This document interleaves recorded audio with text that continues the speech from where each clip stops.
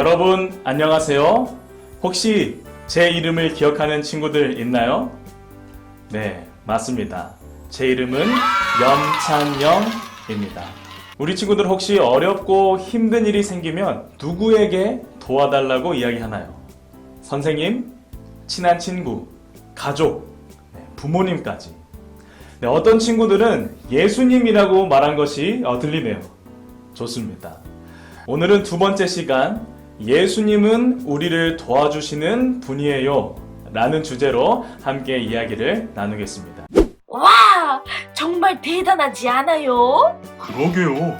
어떻게 물고기 2마리와 보리떡 5개로 5,000명을 먹일 수가 있죠? 정말 놀라운 하루예요. 예수님의 기적으로 보리떡과 물고기를 먹었다니.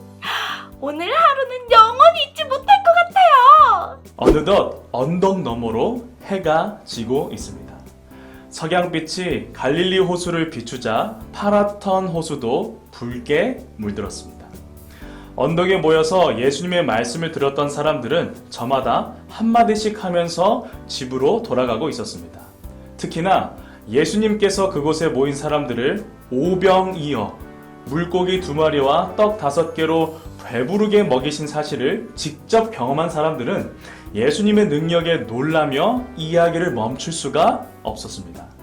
예수님의 제자들도 마찬가지로 예수님께서 베푸신 오병이어의 기적을 생각하며 배 위에서 예수님을 기다렸습니다. 하지만 예수님은 배에 오르지 않으시고 제자들에게 이렇게 말씀하셨습니다. 내가 피곤하구나. 나는 기도를 드린 후에 너희를 따라 갈 터이니 너희는 먼저 배를 타고 건너편 마을로 가 있거라. 예수님, 그렇다면 호수 건너편으로는 어떻게 오시려고요? 그것은 너희가 걱정할 일이 아니다. 너희는 그저 안전하게 노를 저어 가면 된단다. 예수님의 말씀에 제자들은 모두 고개를 갸우뚱했습니다. 하지만 어쩔 도리가 없어 곧 배를 띄우고 노를 저어 나아가기 시작했습니다. 예수님께서는 제자들을 보낸 후에 기도하시기 위하여 언덕에 올라가셨습니다. 언덕 꼭대기에 다다르자 몇몇 나무들과 바위들이 흐트러져 있었습니다. 언덕에 오르신 예수님은 뒤를 돌아 호수 건너편을 바라보셨습니다.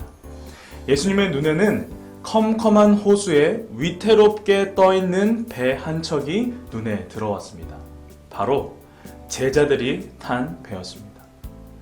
예수님은 사랑의 마음을 가지고 애처로운 눈빛으로 오랫동안 배를 지켜보았습니다.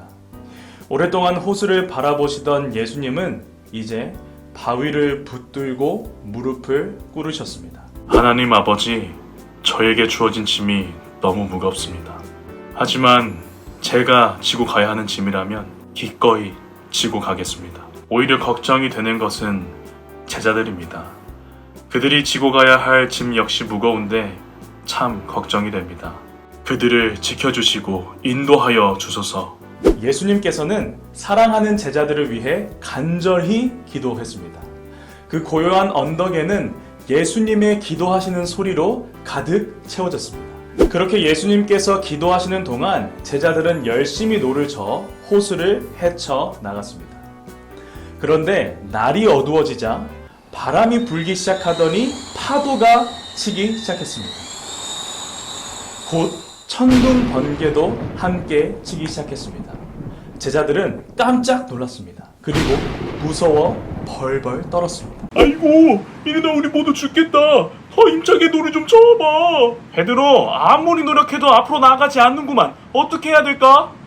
이럴 때 우리 곁에 예수님이 계셨으면 좋았을 텐데.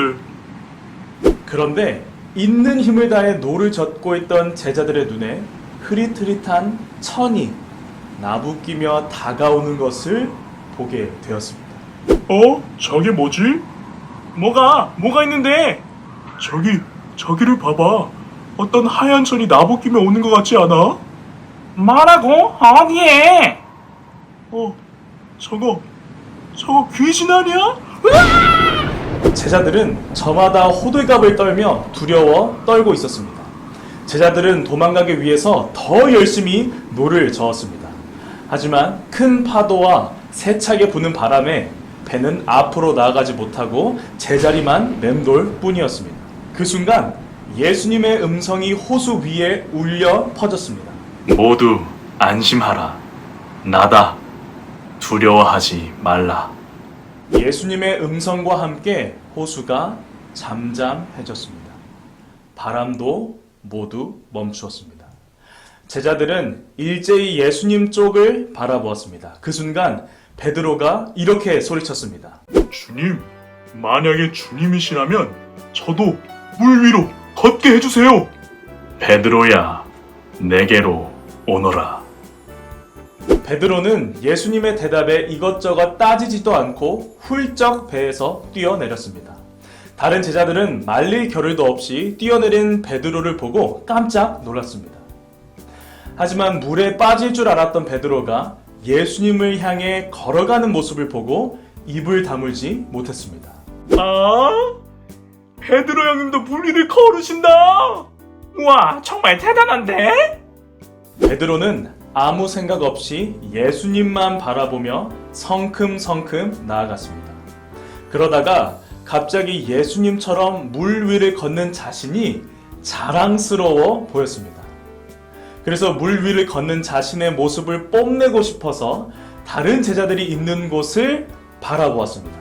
그런데 그 순간 베드로는 큰 파도가 자신을 향해 다가오는 것을 보았습니다.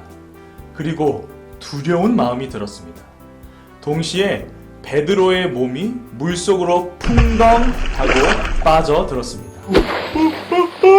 사람 살려! 예수님 살려주세요! 물에 빠진 베드로는 살기 위해 허우적거리며 소리쳤습니다. 그 순간 예수님께서 손을 뻗어 베드로를 잡으셨습니다.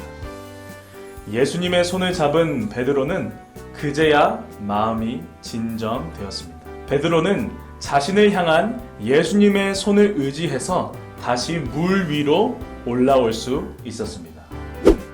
믿음이 적은 자여, 왜 의심하느냐? 예수님의 질문에 베드로는 부끄러운 마음이 들었습니다. 하지만 예수님은 베드로를 꾸짖지 않으시고 등을 토닥여 주셨습니다. 그리고 사랑이 가득한 눈빛으로 베드로를 바라보셨습니다. 여러분, 이야기 잘 들었나요? 잘 보았나요? 여러분, 폭풍 속에 빠진 제자들은 그곳에서 살아남기 위해 열심히 노를 저으며 노력했지만 어떤 방법을 사용해도 사나워진 폭풍에서 빠져나올 수 없었습니다. 그러나 그때 누가 나타나셨나요? 예수님께서 나타나셔서 그들을 도우시고 구해 주셨습니다. 이 모든 것을 경험한 제자 베드로는 믿음을 가지고 예수님께 자기도 물 위를 걷게 해달라고 이야기했습니다. 그래서 정말 물 위를 베드로는 걷게 되었지만 얼마 가지 않아 물에 빠지게 되었습니다. 여러분, 예수님의 능력으로 물 위를 걷던 베드로가 왜 물에 빠지게 되었을까요? 함께 성경절을 읽어볼까요? 시작! 예수께서 즉시 손을 내밀어 그를 붙잡으시며 이르시되 믿음이 적은 자여 왜 의심하였느냐 하시고 마태복음 14장 31절 말씀 아멘. 베드로는 예수님의 제자로서 예수님을 믿는 마음이 없었던 것은 아니지만 예수님을 끝까지 바라보고 신뢰하지는 못했던 것입니다. 우리 친구들은 어떤가요? 예수님께서 여러분을 바라보신다면 어떤 말씀을 하실까요? 예수님께서는 우리를 도와주시는 분이십니다. 우리를 도우시고 보호하시고 이끌어주시는 예수님을 끝까지 신뢰하는 확실한 믿음 갖는 우리 친구들 되기를 바라면서 오늘 이야기를 마치겠습니다. 함께 기도하겠습니다. 사랑의 아버지 하나님, 우리가 오늘 베드로의 이야기를 통해서 믿음에 대한 지식을 갖게 하시니 감사합니다. 하나님, 우리가 예수님을 믿는 마음이 없는 것은 아니지만 때로 그 믿음이 흔들리기도 하고 무너져 내릴 때도 있습니다. 그럴 때 예수님께서는 우리를 책망하지 않으시고 우리에게 손을 내밀어 주실 것입니다. 하나님, 이런 따뜻한 마음을 가진 예수님께 우리가 나아가며 끝까지 확실한 믿음을 갖는 우리 친구들 모두 될 수 있도록 하나님 인도하여 주세요. 사랑이 많으신 예수 그리스도 이름으로 기도합니다. 아멘.